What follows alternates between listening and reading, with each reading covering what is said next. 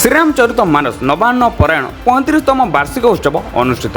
ଭଦ୍ରକ ଜିଲ୍ଲା ବାସୁଦେବପୁର ବ୍ଲକ ଅନ୍ତର୍ଗତ ନାୟକାଣୀଟି ମଲ୍ଲିକାଦେବୀପୁର ଦୁର୍ଗା ମଣ୍ଡପଠାରେ 9 ଦିନ ଧରି ଶ୍ରୀରାମଚରିତ ମାନସ ନବାନ୍ନ ପରାୟଣ ଉତ୍ସବ ଚାଲି ଆସୁଅଛି। ଉକ୍ତ କାର୍ଯ୍ୟକ୍ରମକୁ ଭାରତୀ ସେବା ସଂଘ ପରିଚାଳନା କରୁଥିବା ବେଳେ ରମାକାନ୍ତ ସେବା ଫାଉଣ୍ଡେସନର ସଭାପତି ରତିକାନ୍ତ ପ୍ରଧାନ ଏବଂ ସମସ୍ତ ସଦସ୍ୟ ଉପସ୍ଥିତ ରହି କାର୍ଯ୍ୟକ୍ରମକୁ ଶାନ୍ତି ଶୃଙ୍ଖଳାର ସହିତ ପରିଚାଳନା କରୁଛନ୍ତି। ପ୍ରତ୍ୟେକ ବର୍ଷ ପରି ଚଳିତ ବର୍ଷ ମଧ୍ୟ ନାୟକାଣୀଟି ଅଞ୍ଚଳରେ 9 ଦିନ ଧରି ଭକ୍ତିମୟ ପରିବେଶ ସୃଷ୍ଟି ହୋଇଛି। ଏହି କ୍ରମରେ ଚଳିତ ଜୁନ୍ ମାସ 3 ତାରିଖରେ 108 କଳସ ଶୋଭାଯାତ୍ରା ମହା ଆଡ଼ମ୍ବରରେ ଅନୁଷ୍ଠିତ ହେବା ସହିତ ସୀତାରାମଙ୍କର ଔପଚାରିକ ପୂଜା ଅର୍ଚ୍ଚନା ଆରମ୍ଭ କରାଯାଇଥିଲା। ପ୍ରତ୍ୟେକ ଦିନ ସନ୍ଧ୍ୟାରେ ପ୍ରବଚକମାନଙ୍କ ଦ୍ୱାରା ଶ୍ରୀରାମଙ୍କ ଗୁଣଗାନ କରାଯିବାର ଦୃଶ୍ୟ ଦେଖିବାକୁ ମିଳୁଛି। ଏହି କ୍ରମରେ ଜୁନ୍ 10 ତାରିଖ ସନ୍ଧ୍ୟାରେ ରାଜ୍ୟରେ ଜଣେ ସୁନାମଧନ୍ୟ ପ୍ରବଚକ ଜିତୁ ଦାସଙ୍କ ପ୍ରବଚନ ଏବଂ ପ୍ରବଚକ ନିରଞ୍ଜନ ମହାପାତ୍ରଙ୍କ ପ୍ରବଚନ କାର୍ଯ୍ୟକ୍ରମ ଅନୁଷ୍ଠିତ ହୋଇଥିଲା। ଜୁନ୍ 12 ତାରିଖ ଦିନ ସନ୍ଧ୍ୟାରେ ପୁନରାବୃତ୍ତି କରାଯାଇଥିଲା। ଏଥିସହିତ ଅନୁଷ୍ଠାନ ପକ୍ଷରୁ ଆନନ୍ଦ ବଜାର କାର୍ଯ୍ୟକ୍ରମରେ 5000ରୁ ଅଧିକ ଭକ୍ତମାନଙ୍କ ପାଇଁ ପ୍ରସାଦ ସେବନର ବ୍ୟବସ୍ଥା କରାଯାଇଥିଲା। ଉକ୍ତ ଶ୍ରୀରାମଚରିତ ମାନସ ନବାନ୍ନ ପରାୟଣରେ ଯୋଗଦାନ କରିବାକୁ ଆଖପାଖ ଅଞ୍ଚଳରୁ ହଜାର ହଜାର ସଂଖ୍ୟାରେ ଭକ୍ତଙ୍କ ସମାଗମ ହୋଇଥିବା ଦେଖିବାକୁ ମିଳିଥିଲା। ଭକ୍ତମାନଙ୍କ ପ୍ରବଚକମାନଙ୍କ ମୁଖାମୃତ ଶ୍ରୀରାମଙ୍କ କଥାମୃତ ମନ ଆନନ୍ଦରେ ଶୁଣିବା ସହିତ ଭକ୍ତିରେ ଗଦଗଦ ହୋଇ ଉଠିଥିଲେ। ଭାରତୀ ସେବା ସଂଘ ସଭାପତି ସମ୍ପାଦକମାନେ ଉପସ୍ଥିତ ରହି କାର୍ଯ୍ୟକ୍ରମକୁ ପରିଚାଳନା କରିଥିବା ବେଳେ ସଂଘର ସମସ୍ତ ସଦସ୍ୟ ଏବଂ ରମାକାନ୍ତ ସେବା ଫାଉଣ୍ଡେସନର ସମସ୍ତ ସଦସ୍ୟ ଉପସ୍ଥିତ ରହି କାର୍ଯ୍ୟକ୍ରମରେ ସହଯୋଗ କରିଥିଲେ। ଏଇ ଯେଉଁ ଆମର ଶ୍ରୀରାମଚରିତ ମାନସ ନବାନ୍ନ ପାରାୟଣ ମହାଯଜ୍ଞ ହେଉଛି ମାରୁତି ସେବା ସଂଘ ମଲ୍ଲିକାଦେବୀପୁର ନାୟକାଣ୍ଡି ତରଫରୁ 9 ଦିନ ବ୍ୟାପୀ ଯେଉଁ କାର୍ଯ୍ୟକ୍ରମ ହେଉଛି, ଏହି ଅନୁଷ୍ଠାନ ମୁଁ ସମ୍ପାଦକ ଭାବେ କାର୍ଯ୍ୟ କରୁଛି। ରାଜେନ୍ଦ୍ର ନାରାୟଣ ମାହୁନ୍ତ ମୋ ନାଁ। ପ୍ରଥମେ ଆମର 1992 ମସିହାରେ ଏ ଅନୁଷ୍ଠାନଟି ଆରମ୍ଭ ହୋଇଥିଲା। ଆଜି 35 ବର୍ଷ ହେଲା ଏ କାର୍ଯ୍ୟକ୍ରମ ଚାଲୁ ରହିଛି। ଯେତେବେଳେ 1992 ମସିହାରେ ଏଠି ଗୋଟେ ବରଗଛ ଯେଉଁ ଥିଲା, ଏଇ ଗତ ବାତ୍ୟାରେ ସେ ଗଡ଼ି ପଡ଼ିଛି। ସନ୍ଧ୍ୟାବେଳିଆ ଜଣେ ଜୀର୍ଣ୍ଣଶୀର୍ଣ୍ଣ ବୃଦ୍ଧ ସେ ବସିଥାନ୍ତି ଏବଂ ତା ଅନର୍ଗଳ ହନୁମାନ ଚାଳିଶା, ସୁନ୍ଦରାକାଣ୍ଡ, ରାମଚରିତ ମାନସ ଗାଇ ଚାଲିଛନ୍ତି। ତେଣୁ ଆମର ଯେଉଁ କିଛି ବ୍ୟକ୍ତି ଦେଖିଲେ, ତାଙ୍କୁ ଦେଖି ସେ ସେଠି କ'ଣ କଲେ, ଭାବିଲେ ଏ ଜଣେ ମହାନ ବ୍ୟକ୍ତି, ଧର୍ମାତ୍ମ ବ୍ୟକ୍ତି, ଆମେ ଟିକେ ତାଙ୍କୁ ଲୁଗା ଯୋଡ଼େ ବା ବସ୍ତ୍ର ଯୋଡ଼େ ଆମେ ତାକୁ ଦେବା। ଏକଥା ଭାବିକି ଯେତେବେଳେ ସେ ଯାଇଛନ୍ତି ବସ୍ତ୍ର କିଣିବା ପାଇଁ, ଆସିଲା ବେଳକୁ ସେ ବ୍ୟକ୍ତି ଜଣ ନାହାନ୍ତି। ସେ କୁଆଡ଼େ ପଳେଇଗଲେ କି ଉଭାନ ହେଇଗଲେ, ସେ ଏବେ ସୁଦ୍ଧା ମାନେ ସେଟା ଗୋଟେ ଅଲୌକିକତା ଭିତରେ ରହିଛି, ଆମ ସନ୍ଦେହ ଭିତରେ ରହିଛି। ତେଣୁ ପରାମର୍ଶ ମାଗିଲେ ସ୍ୱାମୀ ଜୀବାନନ୍ଦ ବ୍ରହ୍ମଚାରୀ, ଯିଏକି ପ୍ରତିଷ୍ଠା କରିଥିଲେ ସ୍ୱାମୀ ଜୀବାନନ୍ଦ ବ୍ରହ୍ମଚାରୀ, ଯିଏକି ତୁଳସୀ ଆଶ୍ରମ ଯେଉଁ ଆମର ଯେଉଁ ବୈତାପୁର, ଆମର ଯେଉଁ ଗୋବିନ୍ଦପୁର ଯେଉଁ କଟକ ଜିଲ୍ଲାର ସେଠି ସେ ତାଙ୍କର ଆଶ୍ରମ, ସେ ଆମର ଯେଉଁ ନିକଟସ୍ଥ କାଳୀପୁରରେ ସେ ତାଙ୍କର ବହୁତ ସମୟ ଆସି ରୁହନ୍ତି। ସେ ସମୟରେ ସେ ଥାଆନ୍ତି। ଏକଥା ଯେତେବେଳେ ସେ ଶୁଣିଲେ, ସେଠୁ ସେ ସମସ୍ତଙ୍କୁ କହିଲେ ଯେ ନାଇଁ, ଇଏ ମାନେ ନିଶ୍ଚିତ ଇଏ ନିଜେ ସ୍ୱୟଂ ହନୁମାନଜୀ ମହାରାଜ ନିଜେ ଆସିଛନ୍ତି ଏବଂ ଇଏ ପୀଠର, ଇଏ ଗଛର, ଇଏ ପଡ଼ିଆର ମହିମା ଅଛି। ତେଣୁ ନିଶ୍ଚିତ ଭାବରେ ଏଠି ରାମଚରିତ ମାନସ ପାରାୟଣ କରାଯାଉ। ଏବଂ ସେଇ 1992 ମସିହା ଠାରୁ ହିଁ ଏ ଆଜି ପର୍ଯ୍ୟନ୍ତ ଚାଲିଛି। ସେଇ ଯେଉଁ ମଞ୍ଜି ପୁତା ହେଇଥିଲା, ଆଜି 35 ବର୍ଷରେ ପଦାର୍ପଣ କରିଛି। ଆଉ ତାପରେ ଇଏ କାର୍ଯ୍ୟକ୍ରମରେ କ'ଣ ହେଉଛି ନା, 9 ଦିନ ବ୍ୟାପୀ ଚାଲେ। ପ୍ରଥମ ଦିନ ପୂର୍ବ ଦିନଟା, ସେଦିନ ଆମର କଳସ ବୁଡ଼ାଯାଏ, ଅଧିବାସ ଆଉ ମହାସମାରୋହରେ ହୁଏ। ଗତ 2 ବର୍ଷ ହେଲା ଆମର ଯେଉଁ ପିଣ୍ଟୁ ବାବୁ, ଆମର ଜଣେ ଆମ ଶ୍ରଦ୍ଧେୟ ସାନ ଭାଇ, ରମାକାନ୍ତ ଫାଉଣ୍ଡେସନ ସେବାର ସେ ଅଧ୍ୟକ୍ଷ ଅଛନ୍ତି ପିଣ୍ଟୁ ପ୍ରଧାନ, ସେ ସହଯୋଗର ହାତ ବଢ଼େଇଛନ୍ତି। ଗତ 2 ବର୍ଷ ହେଲା ସେ କଳସ ଶୋଭାଯାତ୍ରା ଆମର ଯାଉଛି। ଯେଉଁ ପ୍ରଥମ ଦିନ ଆମର ଯେଉଁ ଯାଇଥିଲେ, ଆପଣମାନେ ବି ସବୁ ଆସିଥିଲେ, ଯେଉଁ ପାଖାପାଖି 300 ଆମର ଯେଉଁ ମାଆ ମାନେ, ଭଉଣୀମାନଙ୍କ ଦ୍ୱାରା କଳସ ଆମର ଯେଉଁ ନିକଟସ୍ଥ ମନ୍ତେଇନରୁ ବୁଡ଼ା ହେଇକି ଆସିଥିଲା। ଆଉ ଆଜି ମଧ୍ୟ ପ୍ରସାଦ ସେବନ ବ୍ୟବସ୍ଥା ହେଇଛି। ପ୍ରାୟ ପାଖାପାଖି 5000 ବ୍ୟକ୍ତିଙ୍କ ପାଇଁ ପ୍ରସାଦ ସେବନ ବ୍ୟବସ୍ଥା ହେଇଛି। ଏ ଯେଉଁ ଗତ 9 ଦିନ ଭିତରେ ବିଶିଷ୍ଟ ଯେଉଁ ପ୍ରବଚକ ଜିତୁ ଦାସ, ଓଡ଼ିଶାର ସ୍ୱନାମଧନ୍ୟ ପ୍ରବଚକ ଜିତୁ ଦାସ ଆସିଥିଲେ। ଗତ ବର୍ଷ ମଧ୍ୟ ଆସିଥିଲେ। ଏବର୍ଷ ମଧ୍ୟ ଯେଉଁ 10 ତାରିଖ ସେ ମଧ୍ୟ ଏଠି ଆସିଥିଲେ। ଗତକାଲି ମଧ୍ୟ ମନୋଜ ପ୍ରଧାନ, ସେ ମଧ୍ୟ ଜଣେ ବିଶିଷ୍ଟ ପ୍ରବଚକ, ସେ ମଧ୍ୟ ଆସିଥିଲେ।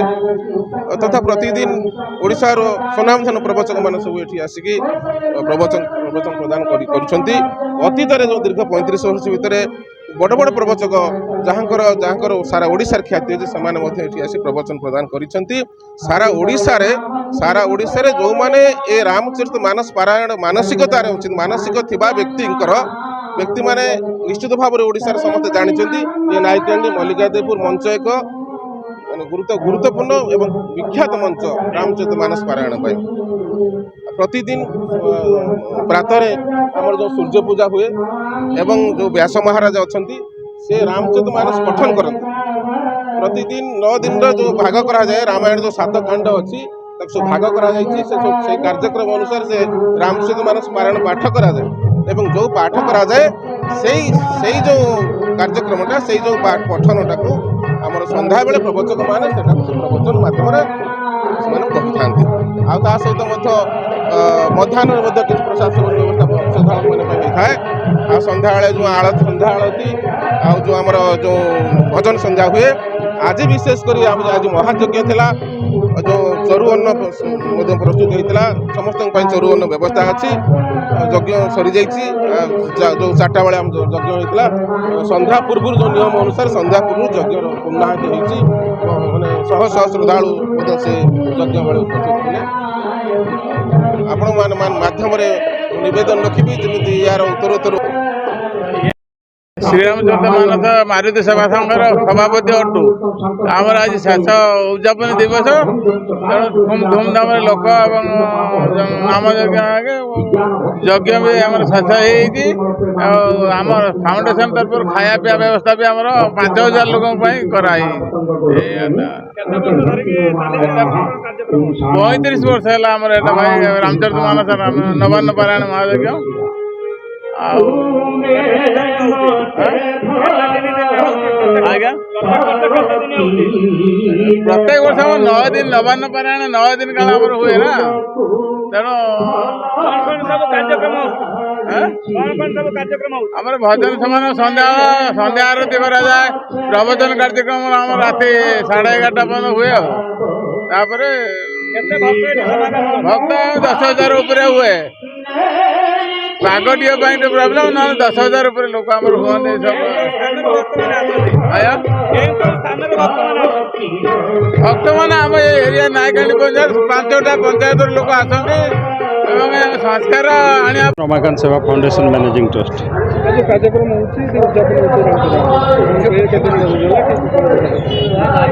ତ ଶ୍ରୀରାମଚନ୍ଦ୍ରଙ୍କର ପାରାୟଣ ଯେଉଁ ନବାନ୍ନ ପାରାୟଣ ଥିଲା, ଆଜି ତାର ଉଦ୍ଯାପନୀ ଦିବସ। ଉଦ୍ଯାପନୀ ଦିବସରେ ଆମର ତ ମାରୁତି ସେବା ସଂଘ ସେ କାର୍ଯ୍ୟକ୍ରମ କରାନ୍ତି, ଯେଉଁଥିରେ ଆମେ ସାମିଲ ହେଇଥିଲୁ। ଆଜି ତାର ଉଦ୍ଯାପନୀ ଦିବସ। ଉଦ୍ଯାପନୀ ଦିବସରେ ଆମର ଫାଉଣ୍ଡେସନ ସେବା ତରଫରୁ ଆମେ ଗୋଟେ ପ୍ରସାଦ ସେବନର ବ୍ୟବସ୍ଥା କରିଥିଲୁ, ଯେଉଁଟାକି 5,000 ରୁ 6,000 ଲୋକଙ୍କର ପ୍ରସାଦ ସେବନ ବ୍ୟବସ୍ଥା ହେଇଛି। ଆମର ସବୁ ସଦସ୍ୟମାନେ ଉପସ୍ଥିତ ଅଛନ୍ତି। କେମିତି ସୁରୁଖୁରୁରେ ପ୍ରସାଦ ସେବନ କରି ଶ୍ରଦ୍ଧାଳୁମାନେ ଯିବେ ସେଥିପ୍ରତି ଆମ ପିଲାମାନେ ଧ୍ୟାନ ଦେଇଛନ୍ତି। ଏଇ ଯେଉଁ ନବାନ୍ନ ପାରାୟଣ କେତେ ଦିନ ଧରି ଚାଲିଛି ଆଉ କେତେ ବର୍ଷ ଧରିକି ବି ଚାଲିଛି? ଆଜି ଏଇ ବର୍ଷଟା ହେଉଛି 35ତମ ବର୍ଷ। ଏଇଟା 9 ଦିନ ଧରି ଚାଲେ। ଆଜି ତାର ଶେଷ ଦିନ। ଆଜି ତ ମାନେ ଯେଉଁ ପ୍ରତ୍ୟେକ ଦିନ ଯେଉଁ ପ୍ରବଚନ କାର୍ଯ୍ୟକ୍ରମ ହୁଏ, 1000 ରୁ 1200 ଶ୍ରଦ୍ଧାଳୁ ଆସନ୍ତି, ପ୍ରବଚନ ଶୁଣନ୍ତି। ଆଜି କିନ୍ତୁ ଆମେ ଆକଳନ କରୁଛୁ ଅଧିକ ହେବେ, ସେଥିପାଇଁ ଯେଉଁ ପ୍ରସାଦ ସେବନର ବ୍ୟବସ୍ଥା 4,000 ରୁ 5,000 ଶ୍ରଦ୍ଧାଳୁଙ୍କ ପାଇଁ ହେଉଛି। କିଏ ପ୍ରବଚନ ଦେବା ପାଇଁ ଆସିଥିଲେ? ବକ୍ତା ତ ଅନେକ ଆସିଥିଲେ। ଆମ ଜାଣିବାରେ ଯେଉଁଟାକି ପରିଚିତ ପଣ୍ଡିତ ଜିତୁ ଦାସ ଆସିଥିଲେ, କାଲି ବି ଆସିଥିଲେ ମନୋଜ ପ୍ରଧାନ। ଆହୁରି ଆମର ଅନେକ ବକ୍ତା ଆସନ୍ତି, ଯେଉଁଟାକି ତାଙ୍କ ଭକ୍ତମାନଙ୍କ ମଧ୍ୟରେ କେତେ ଉତ୍ସାହ ଲାଗୁଛି? ବହୁତ ଉତ୍ସାହ। ଏଠି ଯେଉଁ ପାରାୟଣକୁ ଭକ୍ତମାନେ ଏକ ପ୍ରକାର ଅପେକ୍ଷା କରିଥାନ୍ତି। 9 ଦିନ ଯେଉଁ ବର୍ଷା ହେଉ କି ଝଡ଼ ହେଉ ସେମାନେ ଆସନ୍ତି ଆଉ ପ୍ରବଚନରେ ଭାଗ ନିଅନ୍ତି। ଆଜି ତ ସେଥିପାଇଁ ଆମେ ଶେଷ ଦିନ। ଆଗରୁ 35 ବର୍ଷ ହେଇଗଲାଣି, କିନ୍ତୁ ୟାର ପୂର୍ବ ବର୍ଷ ବି ଆମର ଫାଉଣ୍ଡେସନର ପ୍ରସାଦ ସେବନ ବ୍ୟବସ୍ଥା ଥିଲା। ଏ ବର୍ଷ ବି ଆମେ ତାର ପ୍ରସାଦ ସେବନ ବ୍ୟବସ୍ଥା କରୁଛୁ। ମୁଁ ସୁଶାନ୍ତ କୁମାର ବାରିକ, ମାରୁତି ସେବକ ସଂଗଠନର ଜଣେ କର୍ମୀ। କେତେ ଦିନ ଧରିକି ଚାଲିଛି ନବାନ୍ନ ପାରାୟଣ?